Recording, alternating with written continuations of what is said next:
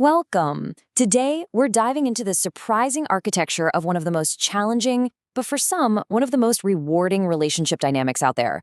We're going to break down how a practice that's so often seen as a weakness can, with an incredible amount of intention, actually become a source of profound strength and trust. So let's just kick things off with a number that it might just surprise you.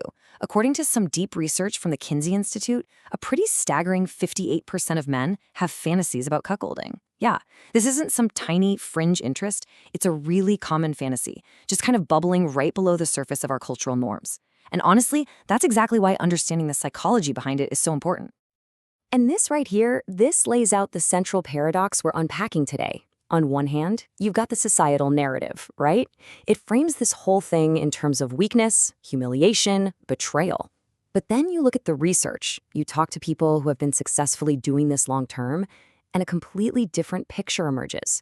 It's a reality that demands immense emotional strength, real courage, and can lead to a level of trust that, frankly, many couples never even get close to. So how on earth do they bridge that gap? Well, it starts right here, with the foundation. Before anyone else gets involved, before any actions are taken, the whole journey has to begin inside.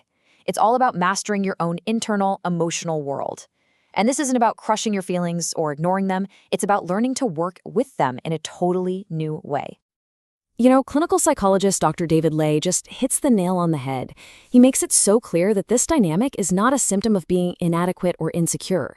In fact, it's the exact opposite. To succeed, you have to build on a bedrock of security and strength. You got to start from a place of confidence, not from a place of trying to patch up something that's already broken. And this mindset shift is absolutely crucial. People who do this successfully don't somehow eliminate jealousy. That's impossible and probably not even a good idea. Instead, they learn to transform it. Jealousy stops being this big, scary enemy you have to fight. It becomes a messenger, a source of information, a signal that's pointing you toward an unmet need or an insecurity that needs a little attention.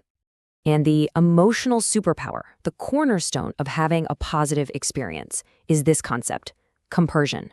It's often called the opposite of jealousy.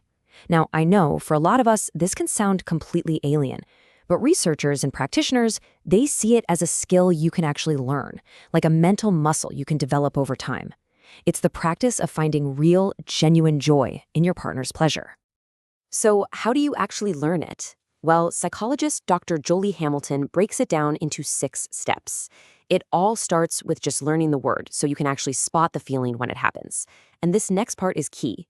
You have to accept that jealousy and compersion can exist at the same time. Feeling both doesn't mean you're failing, it just means you're emotionally complex, you're human. From there, you practice noticing it in other places, like when a friend gets a promotion. You pay attention to the actual physical sensations, and you actively start to question that cultural script that tells us love has to be exclusive. All right, so once that inner foundation is solid, then couples can start to build the external framework. This is the blueprint phase. It's all about the meticulous, intentional design of the relationship's agreements and how you're going to communicate. And this isn't about limiting freedom. It's about creating the safety that makes real freedom possible. A really critical tool for this whole negotiation process is the BAR framework. So a boundary is about what you will do to keep yourself safe. An agreement is what we decide to do together. And a rule, well, that's an attempt to control what someone else does. Successful dynamics, they're built on boundaries and agreements. Trying to rely on rules is a fast track to a toxic situation. Okay, so if BAR is the what, then nonviolent communication, or NVC, is the how. It's a fantastic 4-step model for having these incredibly tough conversations. First, you state a neutral observation, no judgment. Then you express your feeling with an I statement, no blame. Third, you identify what you actually need underneath that feeling. And finally, you make a specific, and this is important, negotiable request. This whole structure just takes the blame right out of the conversation and keeps you focused on solving the problem together. So what do you need to talk about? The short answer is everything, explicitly. This list here covers the absolute must-haves. Physical safety, things like STI testing and barrier methods, that is completely non-negotiable. But just as important are the emotional boundaries, the communication rules, and the nuts and bolts of how time will be managed so that the primary relationship is always protected and prioritized. Okay, deep breath. The inner work is happening, the blueprint is drafted. Now we move to the practical application. This is where fantasy meets reality, and let me tell you, it requires incredible caution, very deliberate planning, and a deep, deep commitment to care. The golden rule here is what's called graduated exposure. You don't just jump from talking about it one day to a full-on sexual encounter the next. That is a recipe for an emotional disaster. Instead, you move through this slow, deliberate progression.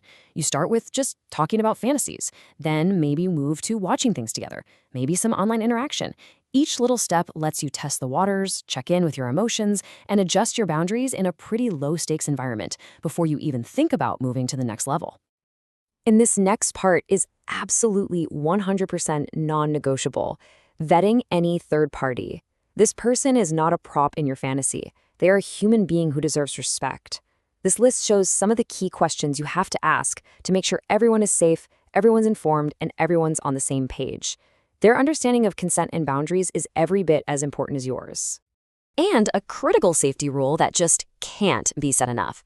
The first time you meet a potential new partner, it must always happen in a neutral, public place. This is just basic safety that protects everybody involved and lets you check out the chemistry and comfort levels without any pressure. After an encounter, the experience isn't over. In fact, one of the most important parts is just beginning, and that's aftercare. Think of this as a sacred ritual of reconnection. It's all about intentionally grounding yourselves, reaffirming that primary bond, and processing all the intense emotions of the experience together. Skipping aftercare is one of the fastest ways to let insecurities and anxieties just run wild. So let's zoom out and bring all these pieces together. When you synthesize the internal mindset, the external architecture, and the practical application, what you get is a model for what can truly be considered an advanced relationship practice. And this synthesis really shines a light on three core paradoxes. First, successful practice doesn't come from weakness. It actually requires more security.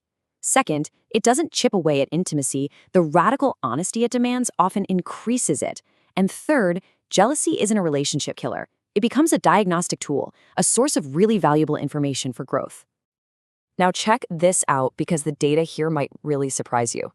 When researchers asked people in consensually non-monogamous relationships what the biggest benefits were, you know what? Sexual variety wasn't even in the top 2. The most common benefits were expanded social networks, and right behind that, greater honesty. This really drives home the point that for many, this practice is about so much more than just sex. Now, we have to be crystal clear about something. This is not for everyone, and it is never, ever a way to fix a relationship that's already struggling. In fact, it will do the opposite. It will just pour gasoline on any existing problems. The prerequisites for success are really clear. You need a foundation of low anxiety, you need world-class communication skills, and you need an authentic mutual desire that comes from a position of strength, not weakness. So, we'll leave you with a final thought. Forget about this specific dynamic for a second, whether it's for you or not.